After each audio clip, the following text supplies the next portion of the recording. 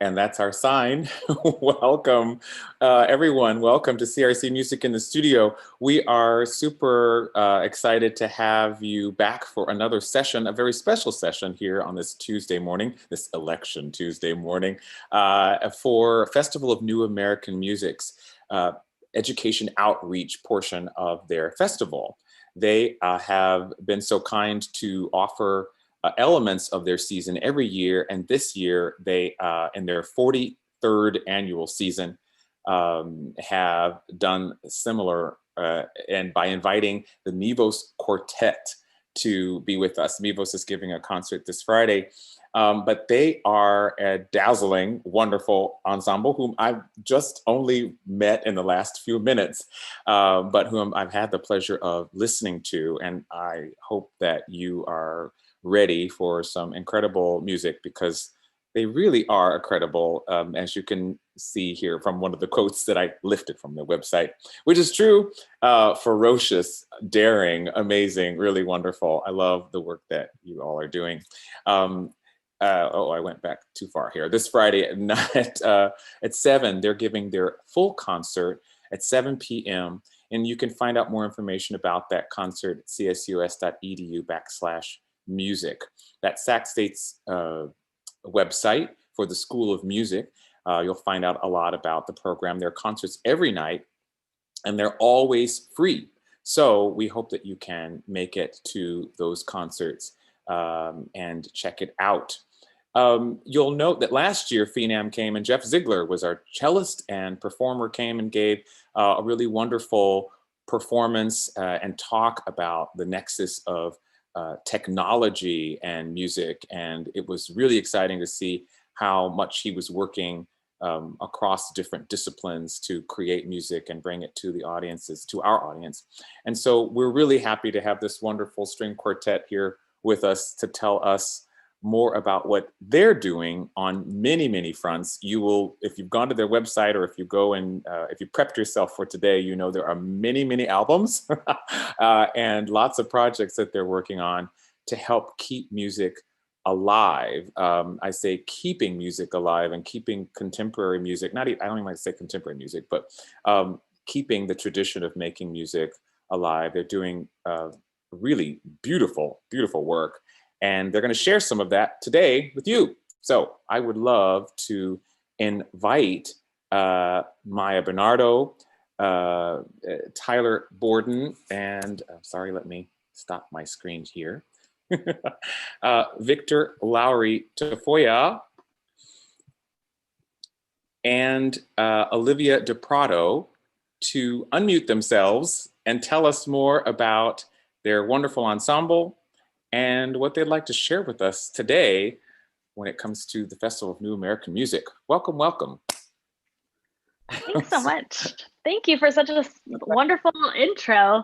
Yeah, I'm Maya. I'm one of the violinists of Mivos, and you've already introduced us all. I'm just going to talk a little bit about what we're going to focus on today. We're talking mainly about collaborating and commissioning within the New Music String Quartet, because string quartets are already a collaboration just in and of themselves, just like working with 4 people pretty intimately, for many, many hours to create concerts and play music together. But we add the element of actually commissioning and collaborating with other people outside of ourselves. We work with composers, we're working with other artists. And I mean, it's one of the things that I think we all really love about playing new music, and we all love about being in Mivos. So it's really important, especially in these stages when we're in school, to be finding those people that you want to commission, you want to work with, you want to collaborate with. And that's one of my favorite things about when I was in school. I still work with people that I met when I was, 18 or 19, and it's so important. It's really important now to be going out, to be meeting those people, to be finding the artists that you connect with, because that's what we're constantly trying to do. That we're trying to meet people of all ages that we connect with. We're trying to meet people and then work with them. We're working with lots of different composers and different artists, like I already said. And today we're highlighting 2 pieces that are going to be on our program on Friday, one by George Lewis and one by Michaela Catranis. So I'm going to pass it over to Victor who's going to start talking about George Lewis's piece. Okay, yes, hi, thanks Maya for that. And yeah, as she was saying, we're going to present 3 pieces, but 2 of which are going to be on the concert Friday. But we're going to give you a little sneak peek into some of the pieces that were written for us. So the first piece I'm going to talk about here is George Lewis's String Quartet 2.5, subtitled Playing with Seeds, that he wrote for us in 2017. He commissioned by the Eclat Festival in Stuttgart. And if you don't know George Lewis, a little introduction into him. He is a professor at Columbia University. He is a renowned, amazing trumpet player, composer, improviser, electronic music pioneer, scholar.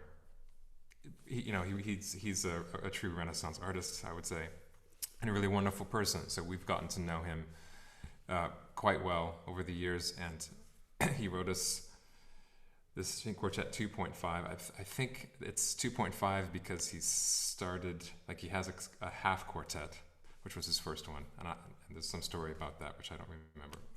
But so we got the 2.5 one, and I just wanted to share with you a little bit about share the score with you. Let me get my screen sharing going. One moment. Just to give you a little idea of the kind of stuff that we look at.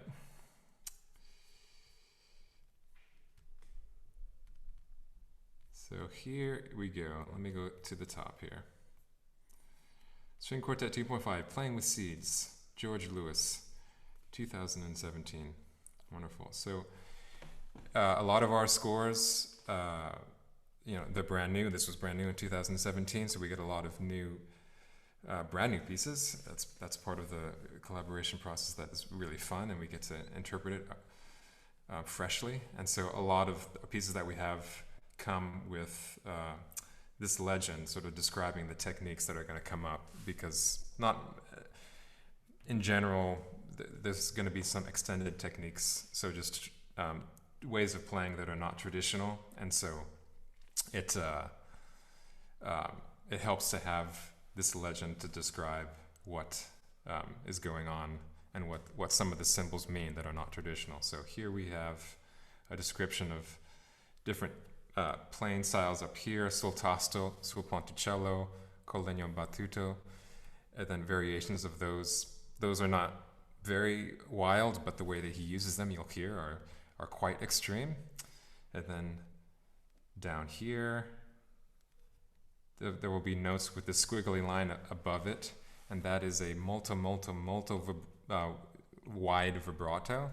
So very, very extreme, and it's sort of something that sound that comes from Korean gagaku music, traditional Korean music. It's really sort of range of extremely expressive vocal vibrato, and actually also instrumental vibrato that he incorporates into the piece.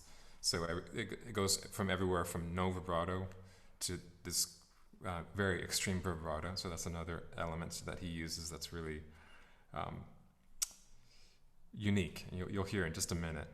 And then down here, he has bow pressure. So I'll talk about that a little bit later, but here are some note heads that are not filled in. So it's kind of a different way of notating these pitches. And we'll get to that in a second, but in a minute. But those are notating kind of playing with either muted pitch or with extra bow pressure, so it creates a distorted sound or a scratchy kind of muted sound. We'll get to that. And there's a little bit of the beginning of the score, but I'm going to stop sharing this right now, and I'm going to share with you.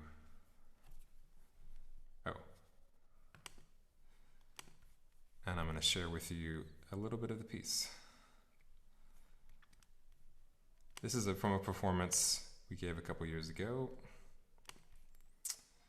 let me just grab that up here. Sorry, 1 second.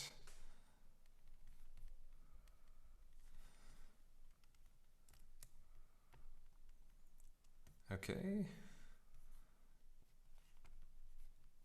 I'm almost there. Almost there. There's the video.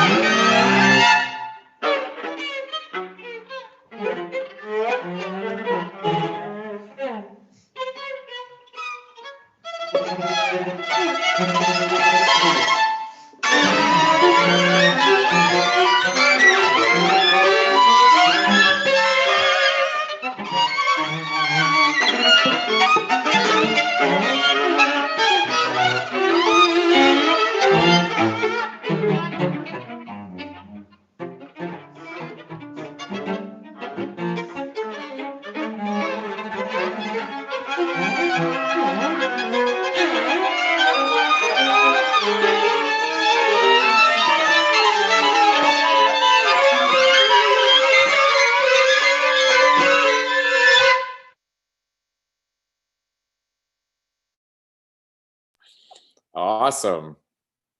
Very cool. Thank you. That's really awesome. I love these wild, beautiful, these cool gestures of this great big size and these wonderful textures that sort of weave in on top of those really fast moments too. Before you go on, I know that we have a lot of students who who are new to new music, and we had Kathy Apple on Friday here speaking to us about flute, and she is part of a contemporary music ensemble called City Water. And we sometimes get to see the scores, and you share those with us. And for our students who are studying, I love, Maya, what you said about connecting with people like mind and trying things out, commissioning things. I always say to the music majors, you're the future of the industry. So get to know one another and make things happen, right? But there's this point in which one has to get started. And for a lot of students, when they look at new scores, they're, we're trained on the bulwarks of classical music. And there's a moment in which it has to begin.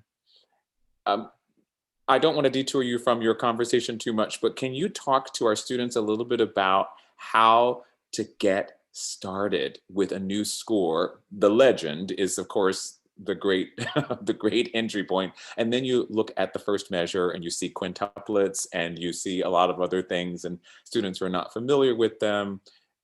And I know for a lot of students, they go, I don't even know if I can go further. How do I take another step into the score? Can you talk about a bit about how, or if that was something that was always with you as individuals before you came into being an ensemble? How did you step into these new scores? Well, I mean, for me at least, I'll just answer for me, is that what I always really have loved puzzles, and I really like solving problems and solving puzzles. So I think when looking at a score, I started to see it as something to solve, and not necessarily, not always looking at the whole big picture, because that can be overwhelming at times. So like knowing when to zoom in on small problems and when to zoom out, so that you're seeing big and small pictures, and seeing the small problems that are solved as successes, instead of like, oh, it just means I have to like learn like 18 more pages or whatever. It's like each Right. little thing, each measure has its own thing to solve, but also can help larger picture things. Everyone else can have more That's to a say. lot of nodding. There's a lot of nodding going on. Everything Maya just said was really great, and I just want to also add to not be overwhelmed by it. Instead, go back to what you do and what you learned in your more traditional training. All the time, I'm going back to the same things: slow practice, metronome, sight singing skills, things like this. Break it down for yourself the way you would break down any other score. Start there at least. I mean, some scores offer challenges that resist that, but this piece you could go quite far just with basic sight singing, slowed down practice, really ingraining those pitches, those microtones in your ear. Yeah, if I can just add, I completely agree with what TJ just said. Really, like confront the like a classical piece. But I just wanted to add that when I first saw the first score and it had triplets in it, I was very scared, and I was like, oh, I don't know if I can do this. The first time I worked with a composer, I was a junior at Eastman, and it had like 3/2 and not very complicated rhythms, but I was very scared and just kind of took it slowly and just, as my teacher was saying, like kind of a measure at a time. And I kind of like that work too, just kind of like a puzzle, like something to kind of figure out on your own, and just kind of jump into it without being too scared. Yeah, and I mean, all great comments. Maybe the only other thing I would add, just from just the way that I also got into new music as an undergraduate, and it might depend on what instrument you play. If you're a violinist who's interested in playing concertos, you can play concertos till the end of time, because there are so many, but there are not so many for violists, which is what I am. So maybe some people have more room on their repertoire plate to experiment. But what really started happening was in undergraduate, actually at San Francisco State, where I was studying. Some composer asked me to play a piece, and I said yes to that one composer. Then all of a sudden, everybody was asking me, because I had said yes. Everybody was asking. You were the viola guy to go to, yeah. I love it. So then it was a mutual learning experience. They were learning how to write for instruments, viola and other instruments, and I was learning how to interpret new music at the same time. And I think that's a really great way to go.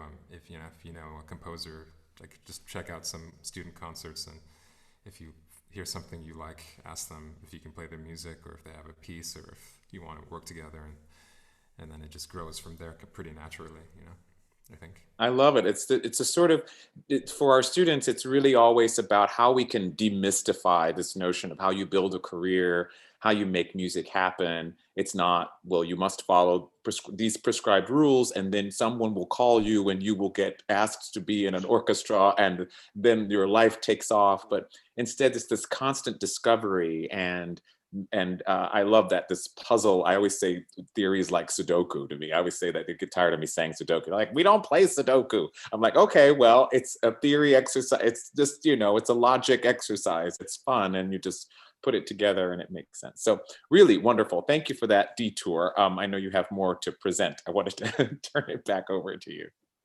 No problem. That really, it's a really great thing to talk about, and I think with this piece also, I forgot to mention just one other aspect about the piece is that it uses microtones in it, a lot of microtones. In this case, quarter tones. So that's for those who haven't worked on it that much, it's just dividing the scale, half steps, half of a half step, so you have more intervals to work with. So you have very, very rich harmonies that create lots of overtones. To me, it kind of, especially when a group like a string quartet, or like another group that all sounds the same and they're playing quarter tones, it sounds like there's more people playing all of a sudden. It has this weird expansive and there's all kinds of music uses that, like all kinds of traditional musics use notes outside of the white keys of the piano, of course. So there's lots of different ways that you can be inspired with that. But sort of modern classical composition and has used it in several other ways, and has borrowed those sounds from other traditions, and that's a whole world of that you can get into if you want. Again, my babies. And yeah, I think it's a piece. Playing with Seeds, I think I just wanted to mention that it's a piece. It's inspired by. How can I put it succinctly? There's this a sociologist who wrote a paper about the rice cultivation practices in Sierra Leone, and in this village in Sierra Leone, he describes that the women of the village are the ones who are in charge of cultivating the rice, and they use this technique of like playing with the different types of rice varietals to come up with the different crops, and the crops that will be more sturdy, and creating variety that they can use in agriculture. And that idea, that image is really evocative to George.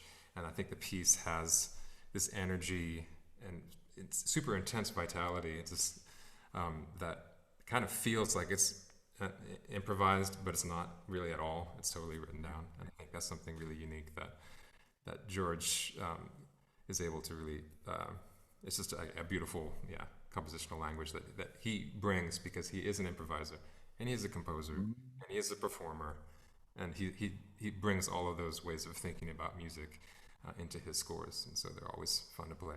I think I'll stop and I'll pass it on to EJ, because I don't want to take up too much time. But that's great. Thank you. Hi, so I want to talk about another piece that was written for us by Michaela Katranis, and again, you'll be hearing this piece on Thursday if you tune in. Michaela, we met. Well, first of all, Michaela's from the Philadelphia area, but she lives in Berlin, and we met her at Royalma, which is a festival that combines composers and performers. And we come and we work in a very intensive situation, and then at the end we decide, we all get in a room, the performers and the faculty get in a room, and we talk about who we would want to see working with various performers. And so we advocated for Michaela. We thought her music was really beautiful, and she was wonderful to work with. So we went ahead and made that happen, and we're excited to premiere this piece on Thursday first of many times we'll perform it. This piece is called Luminous Animal, which the title comes from a poem by a poet who is new to me named Tony Moffat. And I won't get too deep into him, but essentially, if you are familiar with any of the beat poets, Kerouac, William S. Burroughs, especially Kerouac, I can really that for me that's the likeness I see in his work. And I'm just going to drop that link to the poem in the chat. So I encourage you to read along while we're listening to the excerpts. I think it will. I think that's it, right? Yes, that's it. I got it. Yeah. Great. So, especially the first two stanzas, she quotes those at various points in the piece.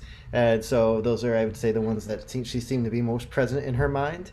But the whole poem is applicable in the sense that it seems to the luminous animals, of course, sort of like this the human, but who's driven by both primordial needs and also by higher spiritual needs.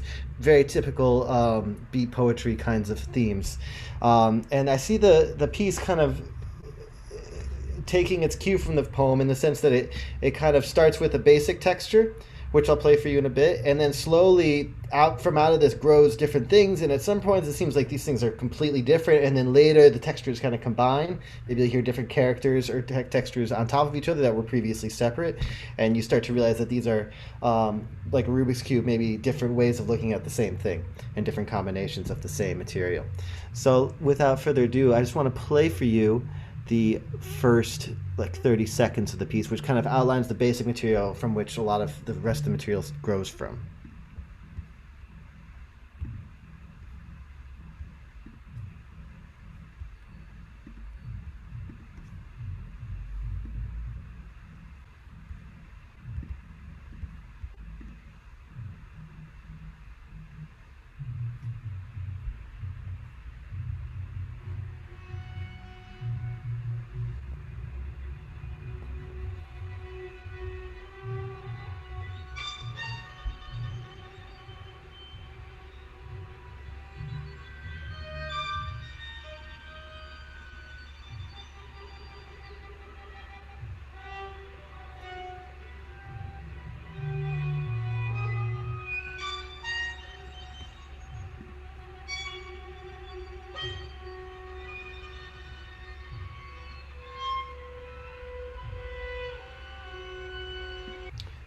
Great. So that just gives you a little clip. We're going to listen to a longer chunk soon. But right off the bat, you hear these kind of muted flickering textures, right? And that she actually gets that. She's kind of non-specific in how she asked for us to achieve that sound, but we sort of found a way of doing it kind of by not necessarily pressing full all the way down on the fingerboard with our left hand, which creates a kind of muted, less harmonic, rich sound. Almost as though it were soltasto, maybe slightly, or as though there were a mute on it. Oh, sorry, I did not mute myself. I'm playing audio. That's my apologies. Anyways, going onward. So then from there, we kind of get into this sort of more developed material, and things really kind of start to boil, and because the playing becomes a lot more acrobatic. We have these kind of swooping motions in the violins especially, and we also get more percussive elements entering the mix, which I'll talk about in a bit, before breaking into a section filled with that's comprised of what is kind of colloquially known as seagull glissandos, or glissandi rather, which I'll explain that after we take a listen.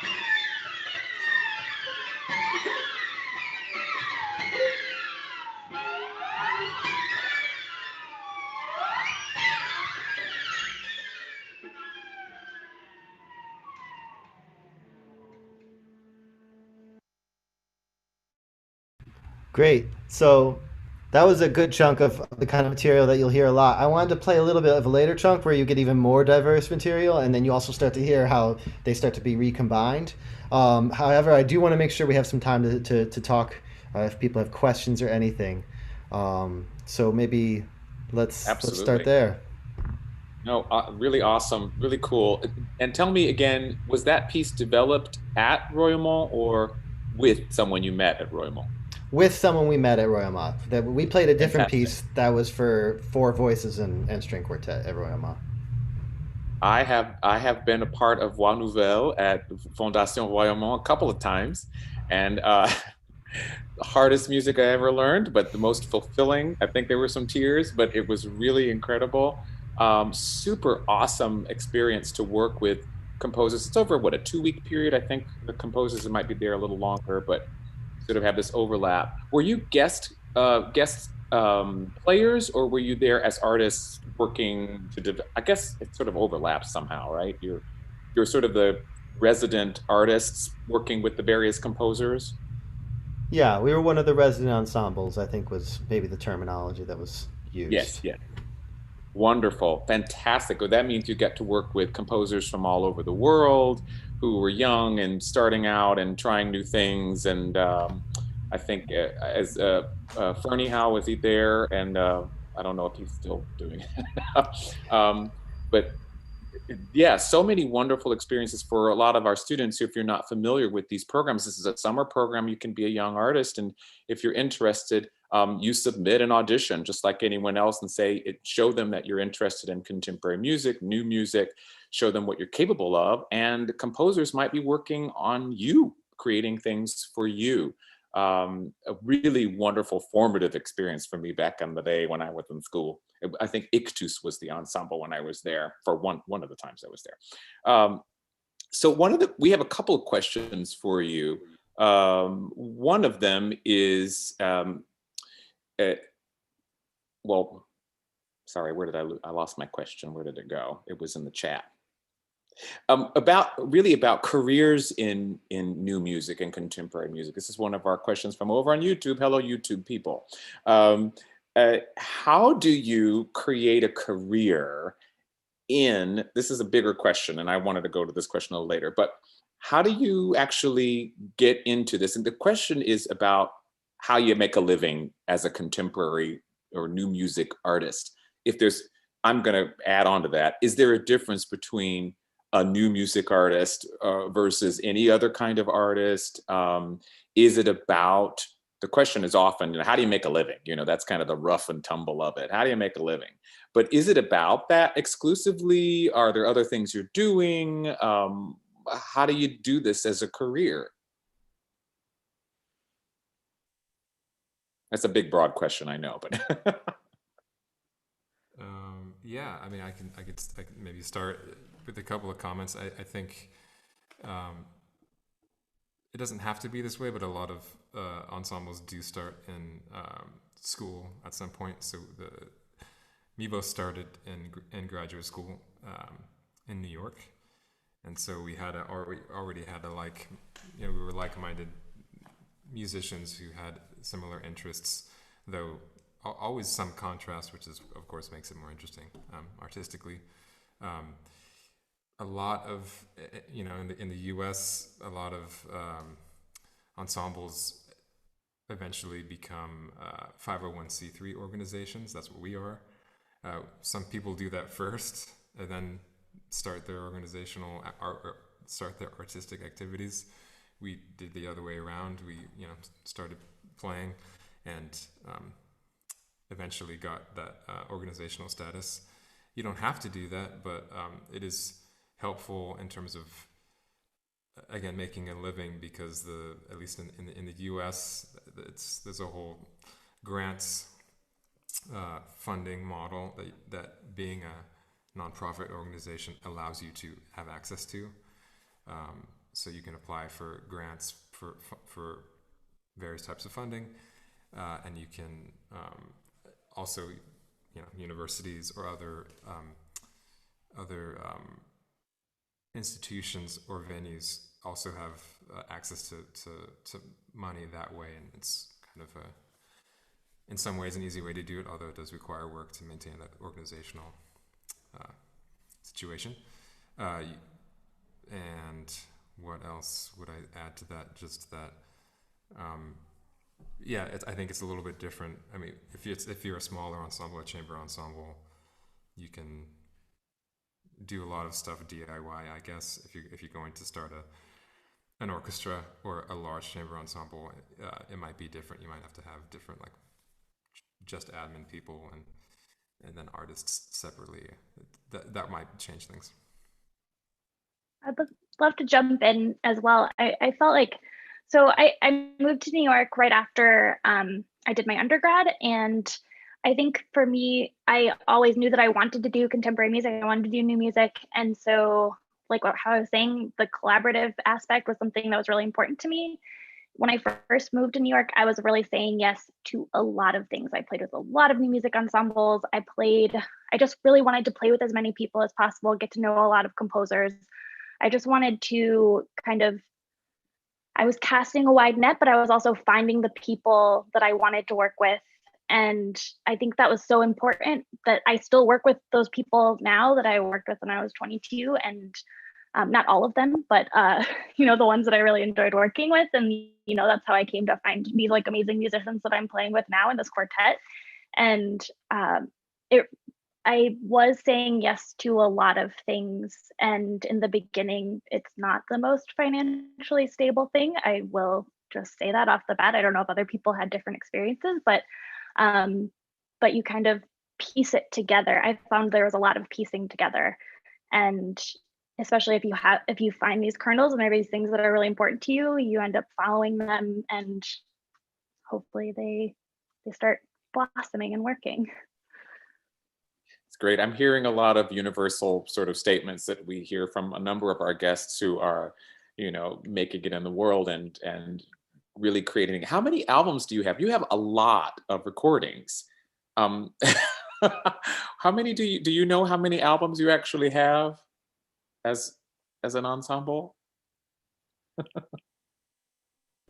Not sure exactly, because some of them are like other people's projects and things, but for us, I think we have 2 fully curated albums, and we're working on 2 more that are coming out soon, hopefully, depending on what happens in the world. Great, right. Well, you're all over the place. That's really well. Speaking of, depending on what happens, one of our questions is how do you keep this success of your string quartet together, especially with the changing kind of world that we're in? Are you doing social distancing performances, or how are you doing this? I don't even know if you're in the same. Are you all in New York right now, or where are you? Actually, we are in 3 different places. Victor and I are currently in Vienna, Austria. This is where I'm from, and I think TJ is in Philly. Is that correct? And Maya's in New York. But we were together about a week ago, and we played actually some concerts in Europe that were very strictly, like half audience and very distant and things. We did a couple of online performances and workshops. But before that, we did not see each other for 7 months. We were on tour in March in California. We did a collaborative project with Cecile McLaurin-Salvant, and we had planned 4 concerts in California.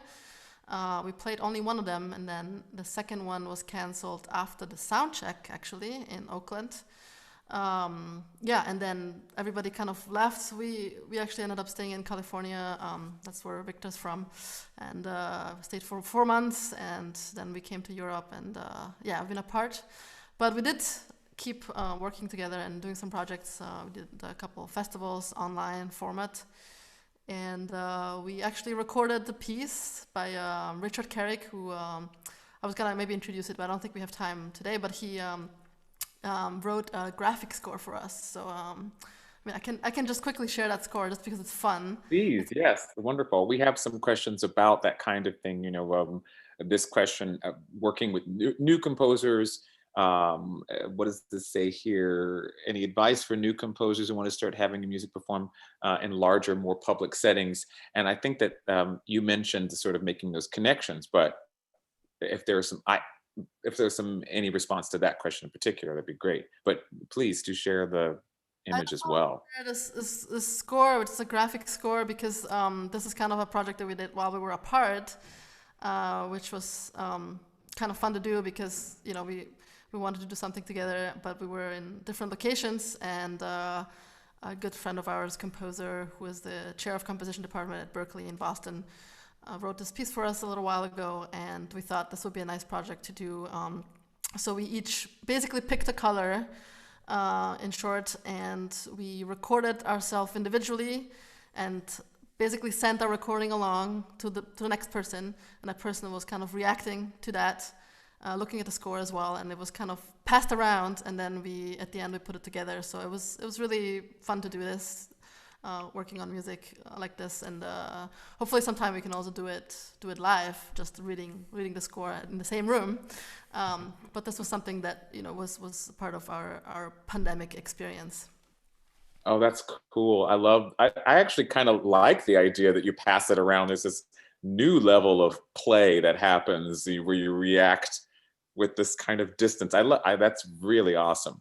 Yeah, I think that is eye-opening for a lot of students who are so used to already the difficulty of traditional scores, and then looking at contemporary scores with extended techniques, and then they see a graphic score and they think, well, I have trouble with Mozart, and now we have this sort of I think what ends up being this sort of trouble with freedom, this trouble with the idea of the ability to even just sort of create and respond, react, for a lot of students, because we're working so hard on making sure that they're following the rules and getting those skills things set.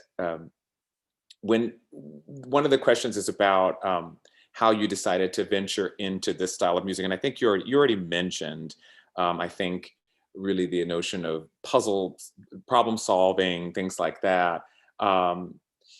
I always have to ask this question because it's in the studio and it's CRC and it's a school, it's a music department. So I have to ask the question, what would you have, I guess it's a two-part question. One is, what do you wish you would have had in college that you didn't get to help prepare you for what you're doing now?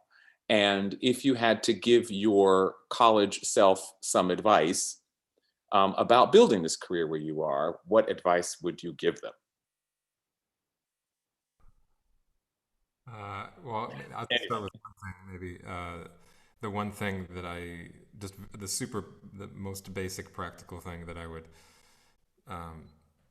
suggest is to, I wish that rhythm were taught a lot more strictly, like as a class, as a subject in music, like rhythm, so that people weren't afraid of it. I feel like in some ways rhythmic complexity, or just rhythm in general, is like the math of music or something. People feel like they can't understand it, or it's intimidating if you're not a drummer, but it's very necessary for new music, and really for all music, but especially new music. I think is something you really need to master, and nobody talks about it until you get into new music. It's Victor, kind of... how far would you go with that? Would that include movement, dance, maybe something in that rhythm class? That would be great. Breathing would be great. Yeah. I mean, that you could extend that. That's true. You could extend that into just being cognizant of the fact that you are using your body. I really love this. Love this idea. And I'm wondering if there are any models that you know about. There are any courses that we could steal for CRC and add it to our curriculum, because maybe we need to get together and have you as a consultant on a course that we could develop for our class, for our program, because I think you're absolutely right. That's a huge important course that we need. Yeah. We did at my undergrad, we did have a class in eurythmy and movement, and that was actually a really, really fun class that a lot of my friends and I took. It was kind of not a prerequisite, but like I went to Oberlin College and Conservatory, and there's a really nice contemporary music program there. So not not to get into the new music ensemble, but like it was one of the things that was recommended that everyone kind of do because it was just, rhythm's so important. And we got to march around and move our bodies instead of feeling like I feel like you're so stuck in one place sometimes when you're in a lesson or something, and it really creates nerves and all this stuff, and like associating movement with playing is so important. Yes. And what would you? I'm sorry, if you, Olivia, did you want to say something? Go ahead. No, I just wanted to add, because you were talking about other things that I wish I would have had in college.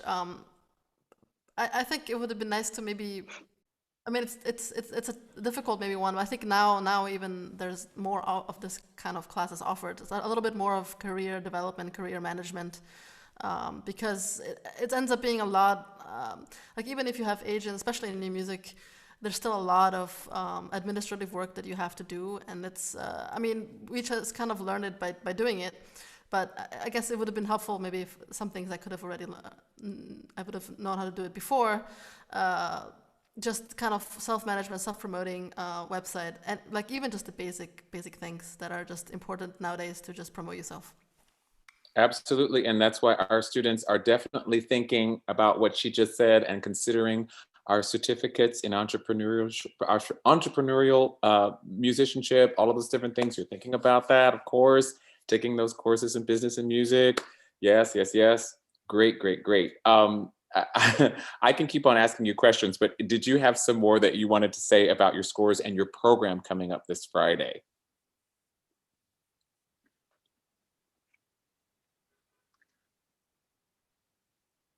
I think we would love to keep taking questions. We're super excited about our program. These are two of the pieces that are on our program, the Michaela Catranis and the George Lewis. And then we're also doing a piece by Michelle Liu and a piece by Linda Catlin Smith. And these are all pieces that were written within, I guess the oldest one is actually the Linda Catlin Smith that was written 2006, and I believe, I'm blanking, it's like either 2003 or 2006, and like that's the oldest piece on our program. But they're all just things that we really love. It's pretty varied, so people can kind of see that they're like going into new music doesn't mean that it all sounds like it all is extended techniques. There are no extended techniques in Linda Catlin Smith's piece. And then in Michelle Liu's piece, there's electronics and there's a lot more air sounds that we use on our instruments. And there's also the added element of these apps that we are using with these with like speakers, and it's really beautiful otherworldly sound. So yeah, we are excited to see what people think. Wonderful. There's a question we have. It says, who is the key or target demographic of the music Mivos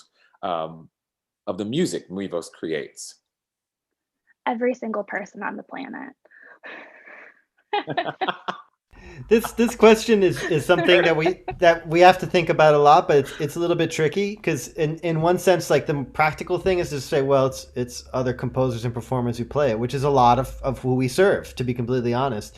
But there's another element, which is when I think of demographics, I think of who I'm selling a product to. And the biggest problem that new music has is that the product is unknown. The reason symphonies keep having all Beethoven programs is because everyone loves Beethoven and they know what they're getting. They come in, they get what they came for. That is not necessarily true of a new music concert. You come to a concert of all premieres, you might hate two of them. You might have thought the one you would love, you hated. You thought the ones you would hate, you'd love. I mean, you're all over the map as far as how these things go. And that's part of the experience, that you have to kind of lean into this. What you're doing is you're shaping your own taste when you're at these concerts, and you're learning about the landscape that's out there and the various things. And so the unknown aspect is what we have to try and get people hooked on. So that's hard because the whole thing about a product is that it's you get it, you rent the service or however you want to phrase it, and you get what you asked for. And if you don't, and you measure it against that, did I get what I think I paid for or what I came for? And all those metrics go out the window with new music, for the most part, at least. Well, those are the most exciting conversations that we have after concerts, right? Is where someone comes and they didn't really know what they were getting themselves into, and then they're like, "But I really just loved this piece." And it's always surprising. Like someone, they'll describe it in the most interesting way, and they're not in music, or they just like they're not really into new music, or they don't think they are. And I mean, that's what I love. That's like it's so fun to talk to people who didn't think they would necessarily like what you did, and then because they were open to sitting there for an hour, they discovered something new. I love it. This idea of discovering something new and not necessarily knowing what you're going to get is certainly true for a number of us that go to concerts and we're not sure. But you all actually are proactive about what actually gets out there, and you have a number of composition competitions. Can you talk about the different things that you're involved in? The prize with, is it one or I create? Is it one creation? One creation Mivos and the composition prize for Chinese composers, as well as the other one that you have as well. This sounds really exciting, and I actually got to hear on your website one of the, I think, first pieces in 2011. That was one of the winners. I want to say Coro de Vocale, fabulous piece that you all did, and I just thought, and you had a hand in the welcoming of that piece to the world through your own initiatives. Can you talk a little bit about these programs that you're offering and why they're important?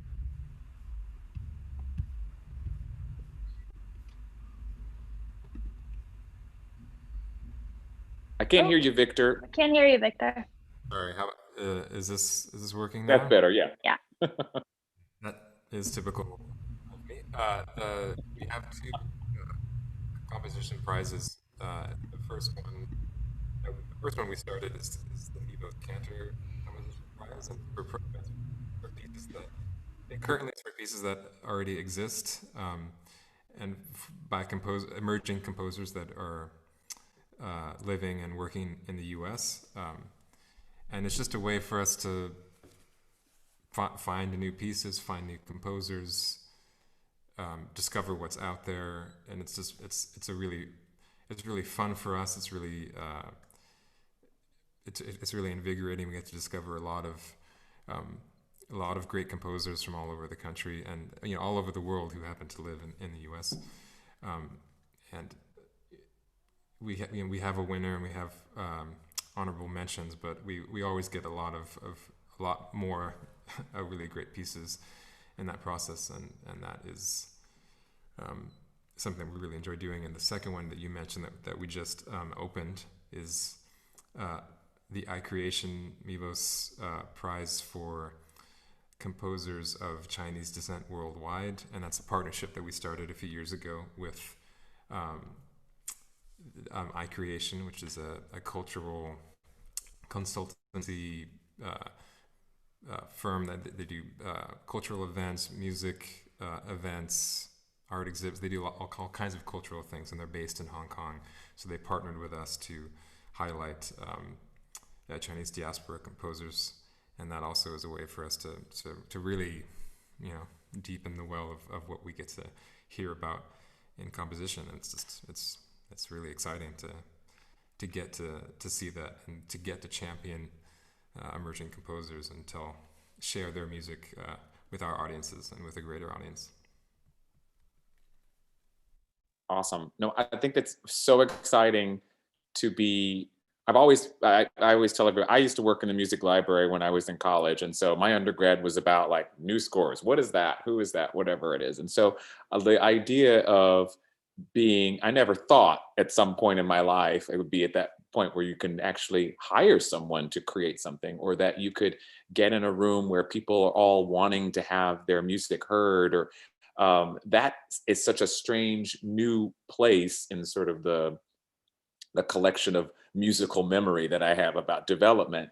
And it really is such a wonderful thing to see that not only are you're not just, I don't know how to say it, is it kind of like an ensemble for hire? You're actually putting your hands into the well of musicianship and seeing what you can pull up. And it's really exciting to know that you champion it so fully and completely.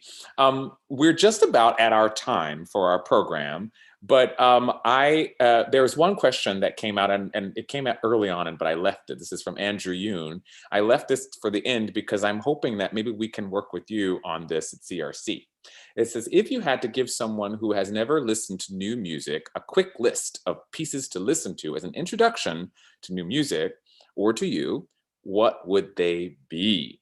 And I'm not asking that you whip this out right now and go like, oh, these are the pieces that you have to listen to. That would be, maybe you have that, by the way, but perhaps we could work together to maybe create a list that we could share with our community, because I would love to have that, if it's not like a one time, or even if it's, you have, say there are 5 tunes and we could present them from you, or maybe 4, one from each of you. But hey, do you have any initial thoughts on that?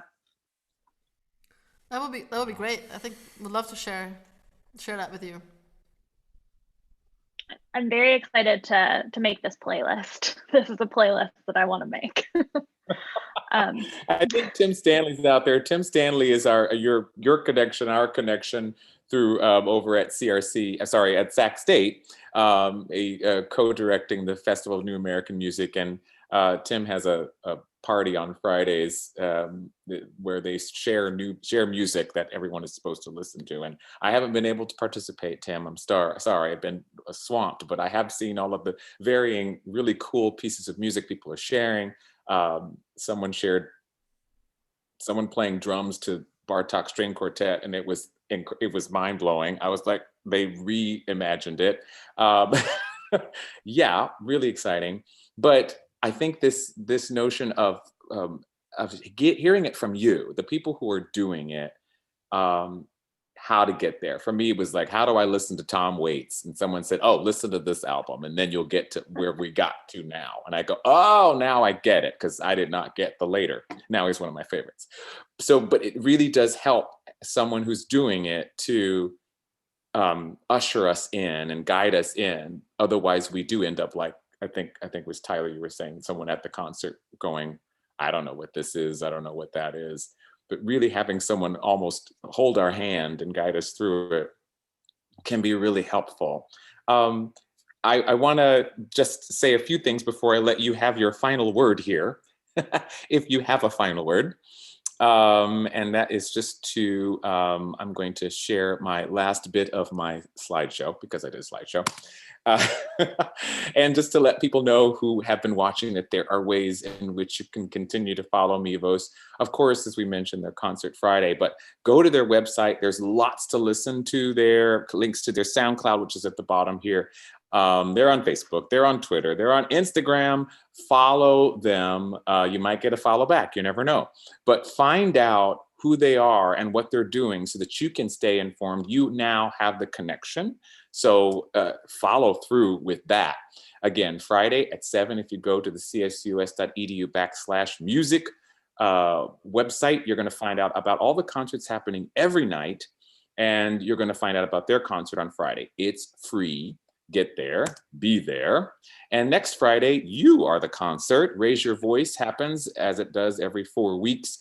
That's our open mic online. So Friday at noon, the 5th, you want to have your things turned in by Thursday evening so that we can have them prepped for that Friday at noon open mic concert. We are super, super excited to have you yourselves, our community of students, shine. But again, we want to thank our guests for being here today. Did you have any parting words while I blah blah on there for the last bit? Maya, please. Well, I did just want to say thank you all so much for having us. And if you do sign up, if you go to our website, you can sign up for our newsletter, which you can stay in touch with us more. You can email us if you have questions. And I mean, one of the things that we really wanted to say was just find your people, right? Like, I think that was kind of the theme of today, is find your people, get to know them, like make sure that you hold on to them. And yeah, because that's how we're going to make the music that we want to make. And that's I don't know, that's what I love. And I think we all love that. So, but stay in touch, definitely, for sure. We love hearing from people. Please. Thank you. Thank you very much. Yes, find your people. I say find your tribe, find your people, make it happen. This is that time. Even as we are apart physically, we definitely can still make these incredible connections. And I thank you so very much for connecting with our community today. Mivos Quartet, we will see you definitely Friday and be listening and wherever you are in the world. Thank you so much for being here with us. And thank you, audience, listeners, people paying attention today. Thank you for being here, and we will see you all soon. Get out and vote. Make sure that you stay safe. Yes. All right. And that's that. So Gabriel will tell us when we're all clear, but other than that, goodbye, everybody. Thank you so much. Goodbye. And we'll start working on that playlist. Yes, I'll talk to you about that. Thank you. Bye. Bye. Thank you.